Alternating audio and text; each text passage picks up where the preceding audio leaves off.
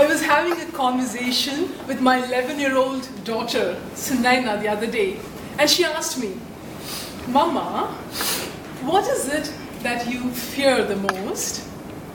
And I replied, 3 things, my dear. Snakes, thunderstorms, and giving a humorous speech at Toastmasters. Toastmaster of the day, fellow Toastmasters, and my dear friends. So now you know my secret. And this is why I selectively take part in international speech contests. And when it comes to the humorous speech contest season, I am conveniently unavailable. In fact, this year I was even smarter. I convinced the division leaders to make me the chief judge. So there was no question of me being a contestant. Now we all have mentors in the Toastmaster journey, and I chose Sailesh Krishna because I see something in him. And we all know what it is, right? Of course, his brilliant humor and sparkling wit, some of it which I was hoping I could get to. So, when I had to give the speech today, I called him up and I said, Sailesh, I have my speech coming up, I need your help. And he said, hey, you are a good speaker already, you don't need my help, just go ahead and prepare yourself. And I said, listen, this is different. This speech has to have humor. Humor. Oh, तो ऐसे बात है, तो ये बात है. I could see his tonality change, and he became more understanding. Knowing me well, he could sense the gravity of the situation. And then, what he said next confounded me. He said, you don't have to be perfect always. Embrace your imperfections and relax. Now this sounded more like Lord Buddha speaking. Or like Lord Krishna in the battle of Kurukshetra talking to Arjuna, and I was entering my own Kurukshetra. And I began to mull over the words of my mentor Krishna. Probably Arjuna was doing the same in his days. I was trying to make some sense of what he was said, and also to find a topic to speak on. And then suddenly, inspiration dawned, and I knew what I'm going to speak about. Yes, my imperfections and my perfectly imperfect moments. Yes, friends, come with me back to my college days, St. Joseph's College, Irinalakuda, in Kerala. It is a well-reputed women's college run by nuns. The perfect, safest place for parents to send their grown-up daughters, or so they thought. I was in my final year graduation. I was the leader for Kaveri House, and we were having inter-house competitions going on. And we had a tough competition where we were neck to neck in competition for the championship trophy, the Godavari House. And there was only one contest left. The defining contest for the championship trophy, the Western music contest. And to my horror, when I checked out our team, I realized we didn't have a single singer. Not one person who could sing. Whereas Godavari House had all good singers, including the girl who came first at the state level for solo singing.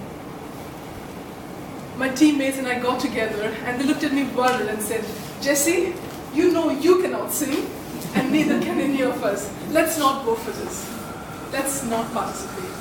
But foolish and unrealistic as I was, I decided to take on a mission impossible. I put together a rock band team. Our lead singer was Tanya, who looked like Sania Mirza, and had the voice of Sachin Tendulkar. And the rest of us singers were beyond comparison. And we put our heads together and came up with a strategy, a secret strategy, which we hoped like crazy would work for us. The day of the competition came, and we were ready. The first team to come on stage was Godavari House. The moment their singers started singing, melodious music flowed and filled the auditorium. There were 2 more teams coming on stage before we had our turn. Until then, we waited at the green room. And finally, we had our opportunity, our turn. We came on stage like members of Hyderabad Toastmasters Club walking into our Moments of Truth meeting. And we were dressed at our weirdest, wildest best, like we do at our contest. Now for friends, for guests who do not know what the Moment of Truth is about, it is a meeting for our HTM members where we meet our truth, our moment of truth. We reflect, we discuss, but we also have fun. We have this contest called the Weirdest Best Contest. So the person who comes dressed in the wildest, weirdest best gets the prize. So now, coming back to my college, the competition. In a college of Malayali girls who come so nicely dressed in saris and salwars and oiled hair and nicely braided. There we walked onto the stage looking like Lady Gagas and the rock stars of Hyderabad Toastmasters Club. And we were ready for a show. We had strategically selected 3 songs to suit our vocal cord. And the first one was Buffalo Soldiers. And we started, we rocked and rolled, and we danced, and we had fun. We forgot our voices, and we created a wild experience for ourselves and the audience. A sharp contrast to all those melodious singers who stood stiff, sober-faced, and as if singing the national anthem. That day we won the contest, and obviously not for our gift of the voice, but for our guts and our spirit, where we gathered all our imperfections together, and out of that, we brought the best we could.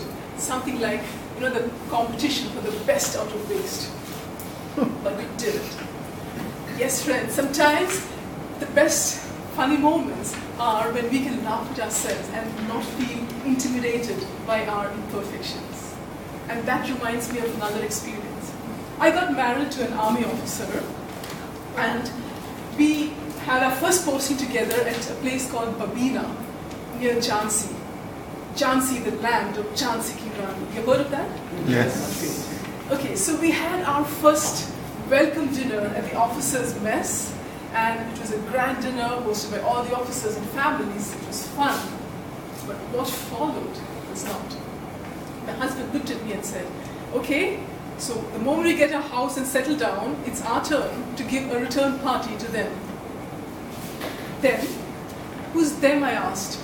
And he said, the unit officers and families, of course, 30 of them. I have heard they test-fired missiles at the army. One just hit me. I looked at my husband and I said, you got to be kidding. Me giving a party for 30 officers and family, and that to me, who has studied in a boarding school all my life and my hostel life, not 1 or 2, but you want me to throw a party to an army of 30 guests? But my husband said, that is the protocol. It has to be followed, period. Mercilessly, he said. A kaleidoscope of emotions raged within me, from anxiety, helplessness, anger, and defiance. They say the NDA makes tough men out of boys. My crash course had just begun. From the gentle Jessie to the lady commando in the kitchen. We soon got our house, and I tried my best to slow down the settling down process for obvious reasons. But my super efficient husband got everything organized quickly, and he looked at me and said, so, when do you want to call them over? And I looked at him, me wanting to call them over. Did I ever say that? But all that was to no avail, and I tried something more convincing. I said, look here, we do not have vessels to prepare food for 30 people. How do you expect me to cook? The very next day, he came home with a huge vessel that can make biryani for 40 people. I looked at him and I said, you really expect me to make biryani for 30 people? Are you serious? But by now, I had stopped trying to protest. In the land of Jhansi, the Jhansi Ki Rani in me had woken up. And I decided to take the challenge. And I said, so you want me to make biryani? So biryani it will be! I gave my war cry. It was another matter that I was still learning to make tea and coffee properly. And like Jessica Rani made that famous leap from atop the fortress on her horseback when attacked by her enemies, I was ready for my leap. In Toastmasters language, from CC1, our icebreaker, right to advanced communicator bronze. But I was ready for the fight. I called up my mother-in-law and I said, give me the recipe for biryani. She was surprised and she said, that's nice. So you started testing out your cookery skills on Sergeant? I said, no, not on Sergeant. On 30 army officers and families, and the party is tomorrow. I could hear that gasp at the other end and the long pregnant pause. I had left my mother-in-law speechless. The next day, armed with the only weapon, the only shield I had, my handwritten cookery book, and my sword, big knife, I entered my battlefield, sorry, my kitchen. And I began to attack the chicken fiercely as I cut it into pieces. And I continuously kept looking at my cookery book, turning the pages to make sure I've not missed anything.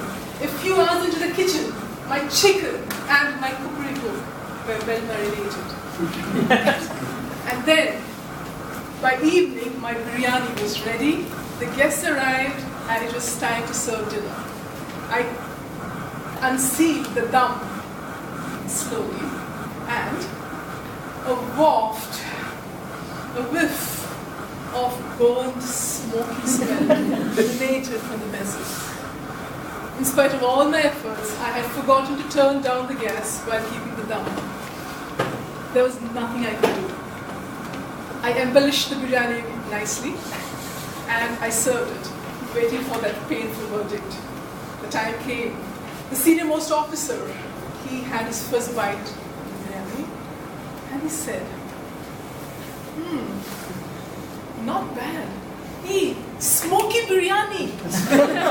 Wow, this is exotic, authentic smoked biryani, Jesse. Hearing his verdict, the junior officers and families, they followed suit. All praises.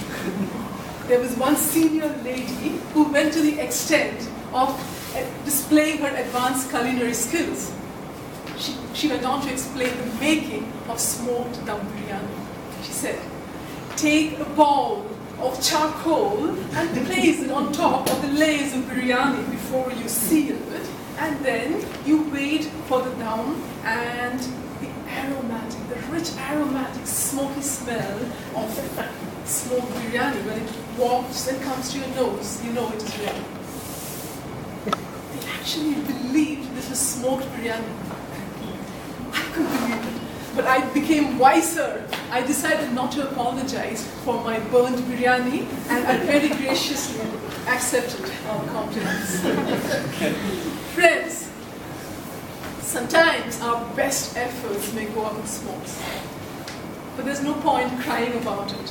Whether burned or smoked biryani, it's all in the mind after all, isn't it? Just as it is to embrace our imperfections and give us permission to be comfortable in our own skin with who we really are. And now let me share with you another beautiful experience I had recently. This is with my daughter, Sunaina, my 11-year-old. She is a born dancer. She dances so gracefully as though dance flows through her blood, but not her bloodline. I'm testimony to that. I cannot dance. One day, to step out of my comfort zone, that quest, to step out and do the things I can never do, I asked her, baby, can you teach me dancing? And she looked at me, Mama, are you sure? And I said, yes, of course I am. And she tried to give me some basic lessons in the basic steps of dancing, but I was struggling with even that. So she said, Mama, it's okay, don't worry. Just don't be conscious, relax, be comfortable, and dance freestyle, whatever you can. Just enjoy yourself.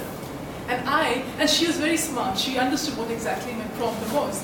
And she said, Mama, I will help you loosen up your body. It's too stiff. And you know how she did that? She played different music, from Bharatanatyam to Kuchipudi, to Gangnam style, to Hollywood style, Bollywood style. And she asked me, Mama, just dance now, freely, don't think of anything, just enjoy. Initially I was hesitant, but slowly I let go. And I started swaying and dancing, and I lost myself in the moment.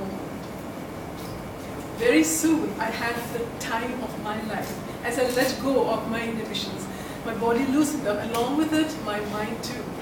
And soon, my daughter and I were enjoying ourselves with squeals of laughter and like childlike abandon when we just let go and enjoy ourselves. For me, it was a moment of liberation where I lost my inhibitions and allowed myself to be.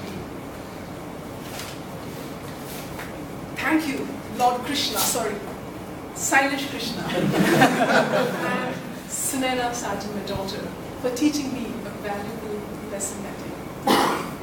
It is perfectly fine not to be perfect, but what is important is to be able to let go of our inhibitions and allow ourselves to be comfortable in our own skin with all our imperfections. And when we do that, we give ourselves permission to step out of our limitations and into our true greatness.